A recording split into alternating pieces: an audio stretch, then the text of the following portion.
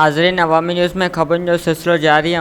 खिपरो खे ख़बर ॾिना। खिपरो जे मूवी मेकर्स, डेकोरेशन्स ऐं शादी हॉल जे मालिकनि पारां इन सां लाॻापियल सभिनी वर्करनि पारां अॼु शहज़ाद कुरैशी, कांजीमल, रमेश कुमार, उमेर कुरैशी जी अॻवानी में हथनि में प्ले कार्ड खणी भिटाई गार्डन खां मेन चौक ताईं एहतिजाजी रैली कढी। मेन चौक ते एहतिजाजी मुज़ाहिरो कयो वियो। मुज़ाहिरे खे ख़िताब कंदे शहज़ाद कुरैशी, कांजीमल, उमेर कुरैशी ऐं ॿियनि चयो त कोरोना जी वबा सबबि मूवी मेकर्स, डेकोरेशन्स, शादी हॉल्स ऐं इको साउंड जो कारोबार मुकमल बंद आहे, जंहिं करे असां गुज़िरियल 4 महीननि खां बेरोज़गार आहियूं। बेरोज़गारी सबबि असांजा बच्चा बुखूं काटण ते मजबूर आहिनि। एॾो अरसो गुज़रण बावजूदि असांखे सिंध हुकूमत तोड़े वफ़ाक़ी हुकूमत का बि मदद नाहे कई ऐं न वरी कोरोना जी वबा सबबि मालिकनि मसवाड़ियूं छॾियूं आहिनि। असां कर्ज़ी थी विया आहियूं। इन्हनि हुकूमत खां मुतालबो कयो आहे त असांजे लाइ ख़ुसूसी पैकेज मंज़ूर करे SOP तहत कारोबार खोलण जी इजाज़त ॾिनी वञे ऐं बिना व्याज कर्ज़ ॾेई असांजी माली मदद कई वञे।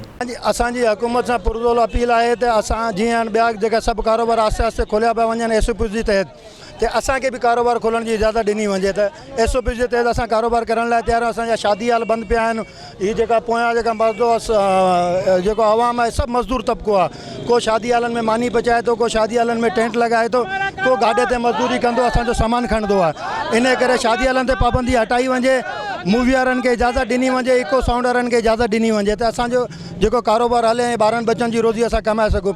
असां CM साहब खे रिक्वेस्ट था करियूं ऐं वज़ीर आज़म साहब खे रिक्वेस्ट था कयूं। असांजो 5 महीना थी विया आहिनि जेको कारोबार मुकमल तौर ते बंदि आहे, जंहिंमें डेकोरेशन आहे, शादी हाल आहिनि, इलेक्ट्रिक वारा आहिनि, बावर्ची आहिनि। असां तमामु परेशान आहियूं। असांजे घर में हींअर फाका कशी आहे।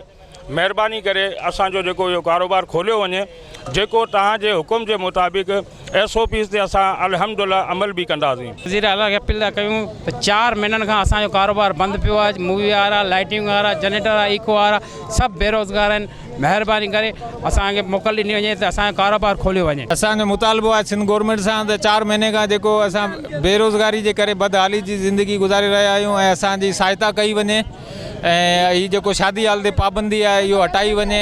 छो ऐं हर SOP जे तहत जीअं ॿिया कारोबार खोलिया आहिनि त हिननि खे बि इजाज़त ॾिनी वञे। वधीक ख़बरनि ऐं तफ़सील जे लाइ विज़िट कयो असांजी वेबसाइट awami news hd.com ऐं ॾिसंदा रहो अवामी न्यूज़ HD।